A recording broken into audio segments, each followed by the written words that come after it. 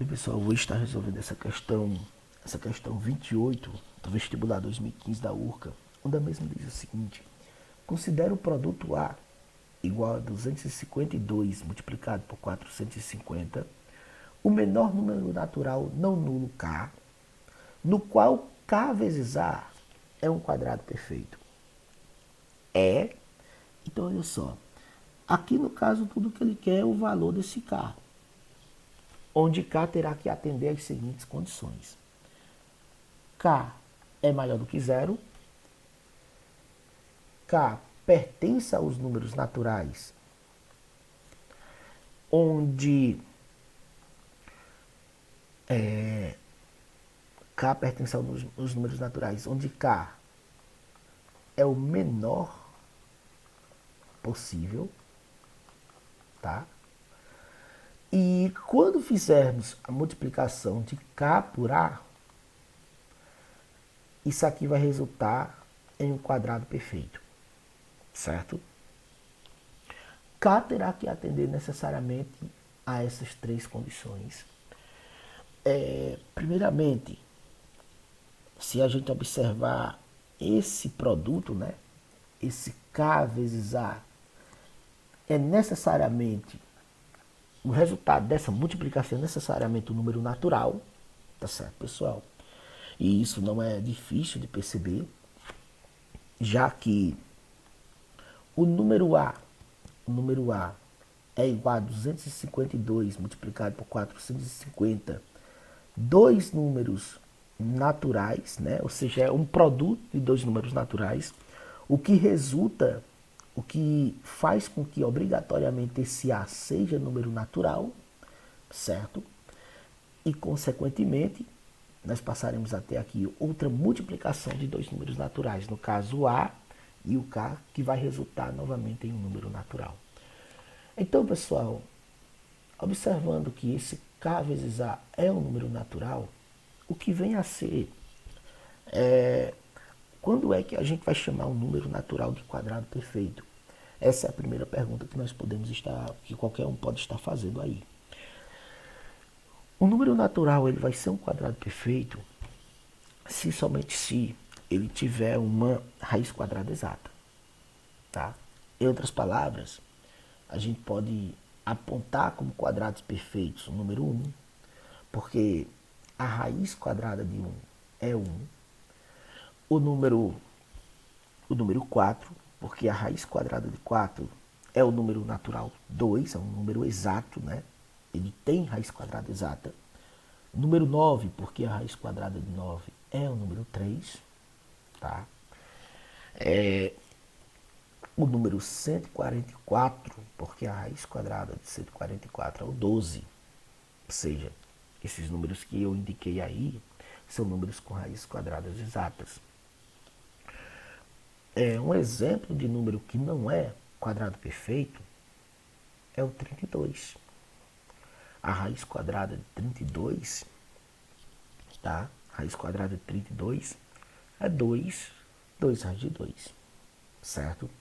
Então note que esse radical aqui, né? Esse radical aí é um número irracional, o raiz de 2, e ao multiplicar, ser multiplicado por 2, vai continuar sendo um número irracional, ou seja, não será um número natural. E aí a gente diz, nesse caso, que 32 não tem raiz quadrada exata, e nesse caso, 32 não pode ser chamado de quadrado perfeito, certo? Uma outra maneira da gente olhar, entender os números quadrados perfeitos, é como sendo aqueles números resultados do quadrado de um outro número, que é uma visão basicamente equivalente à ideia da raiz quadrada. Por exemplo, o 1 é um quadrado perfeito porque existe o 1, que é elevado ao quadrado dá 1. O 4 é um quadrado perfeito porque existe o 2, né, o número natural, o 2, que é elevado ao quadrado dá 4. O 9 é um quadrado perfeito porque existe o número natural 3, o número exato, natural, o número natural 3, que é elevado ao quadrado, número ou inteiro positivo, se preferir falar assim, tá? Que é elevado ao quadrado dá 9, certo? 144 é um quadrado perfeito porque existe o 12, né? O número inteiro, positivo, natural, 12 que é elevado ao quadrado vai dar 144, certo? Um detalhe uma observação interessante, pessoal, é que, e aí eu vou utilizar apenas o 2, o 3, aliás, apenas o 4, o 9 e o 144, para mostrar uma característica interessante de qualquer quadrado perfeito, tá? Que é essa daqui, ó. Se a gente decompor o 4 como sendo um produto de fatores primos, certo? A gente vai obter o seguinte, 2 elevado a 2. Aí de repente alguém diz, professor, mas aí não é um produto.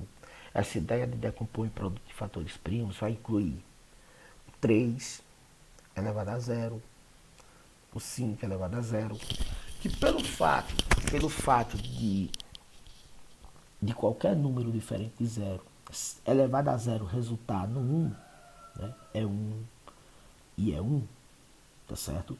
A gente entende que a decomposição do 4 em produtos de fatores primos é dada apenas por 2 elevado a 2. Do mesmo jeito o 9, da mesma forma. Seria 2 elevado a zero, vezes 3 elevado a 2, vezes 5 elevado a zero, vezes 7 elevado a... e aí por diante. Aí, mas aqui é tudo 1, ó. 2 elevado a zero é 1, 5 elevado a zero é 1, 7 elevado a zero.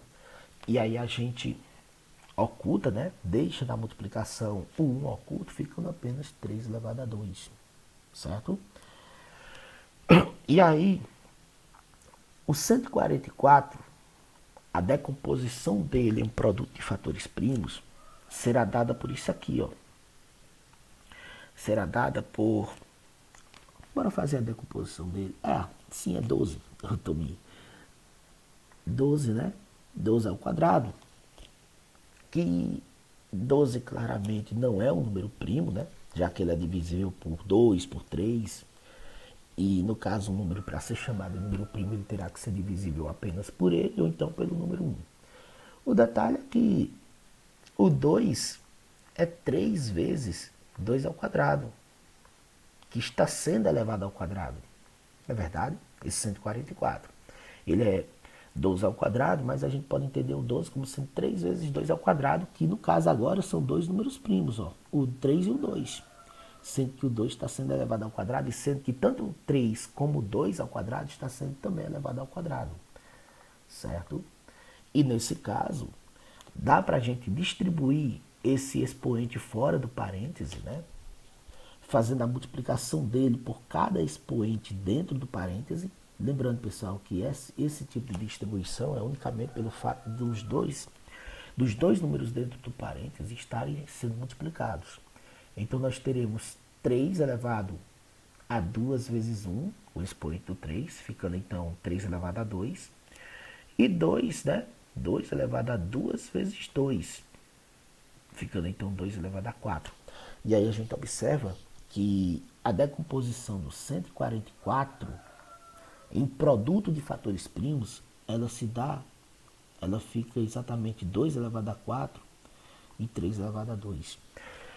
Eu acredito que vocês tenham percebido que esses números quadrados perfeitos, esses 3 números quadrados perfeitos que a gente considerou, né? O expoente, os expoentes dos fatores primos, né? Quando a gente decompõe esses números,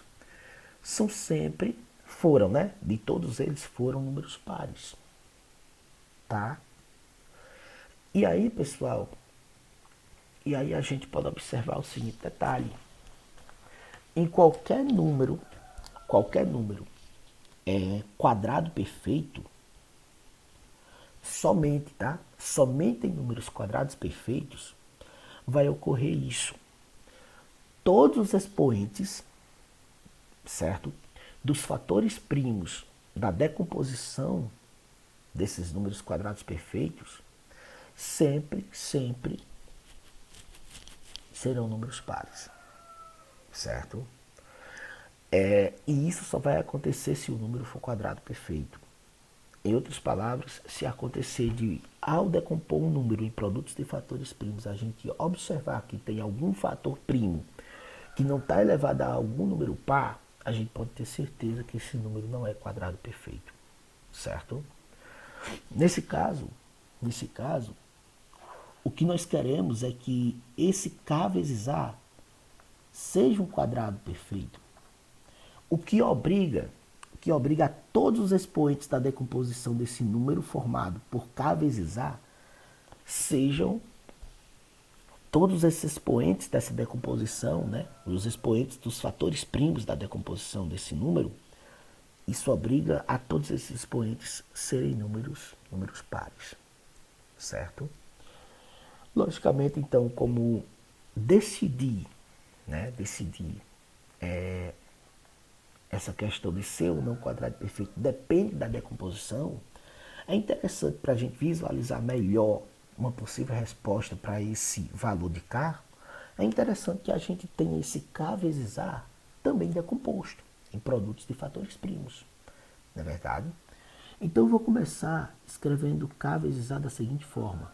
É K vezes A, vou escrever como sendo K vezes 252 vezes o 450. Ainda não tem qualquer decomposição em produto de fatores primos aí. Até porque o K nós não sabemos, aliás, o K é o que a gente quer descobrir, né? Logicamente que vai ser interessante para facilitar a nossa visualização de qual vai ser esse valor de K. É interessante que a gente coloque esses dois números aqui, ó, o 252 e o 450, como produtos de fatores primos, tá certo? Bora fazer isso então. Escrevendo 252, para encontrar, né, a decomposição do 252, a gente vai fazer uma fatoração desse número.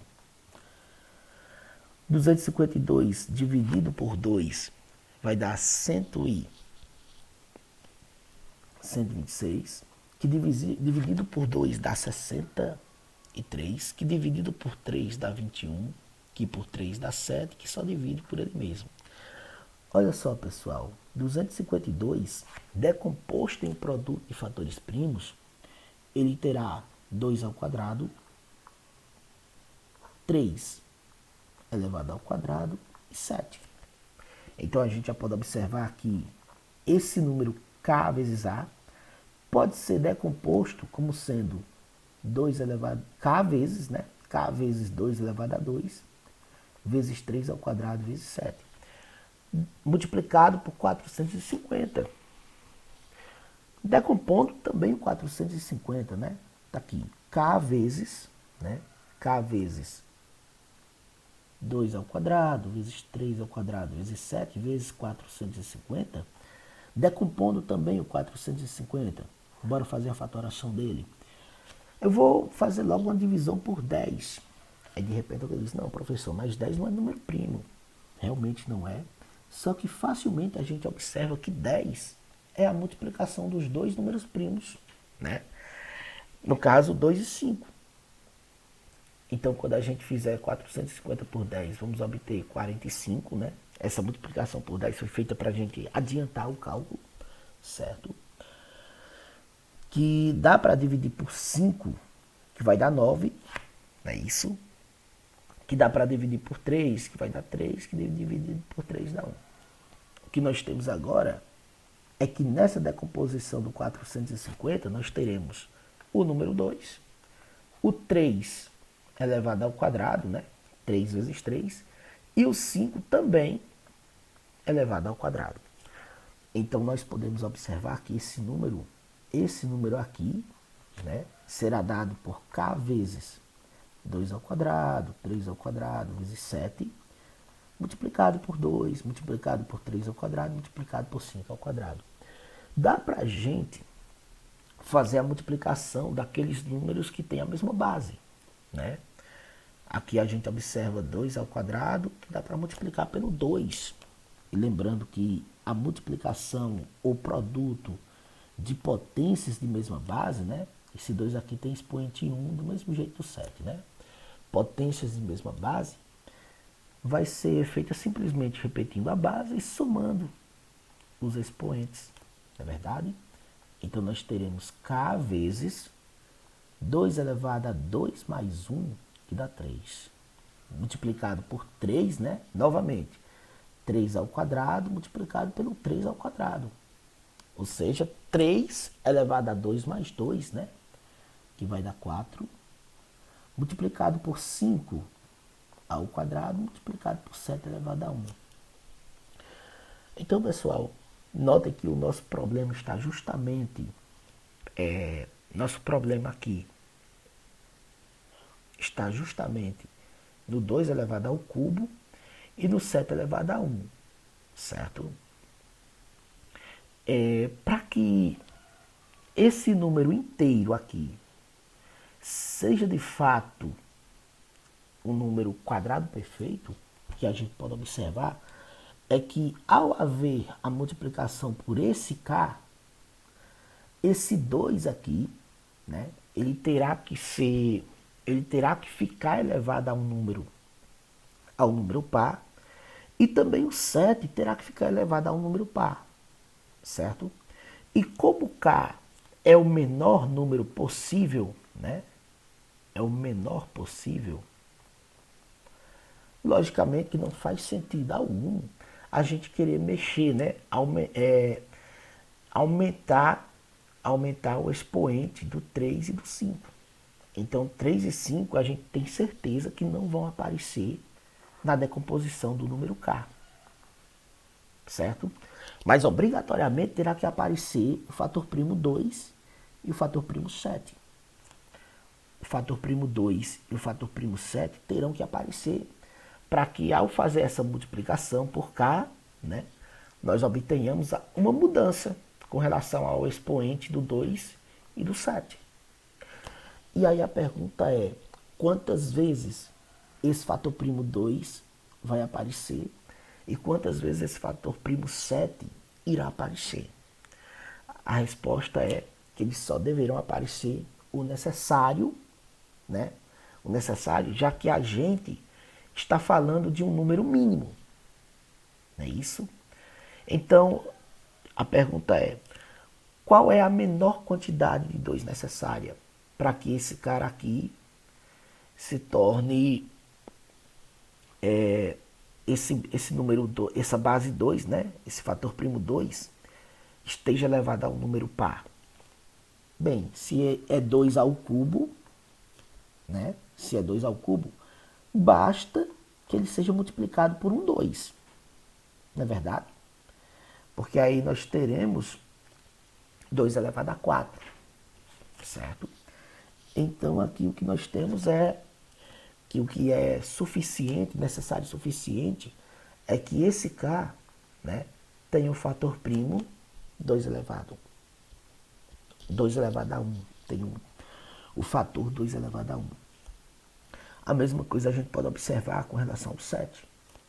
Como nós temos aqui, ó, 7 elevado a 1, basta ter um outro 7. E teremos 7 elevado ao quadrado. Tá? Ou seja, esse número k tem que ter o 7 elevado a 1, obrigatoriamente. O que faz com que k seja exatamente 2 vezes 7, que dá exatamente 14. Então o item correto, pessoal, é o item B.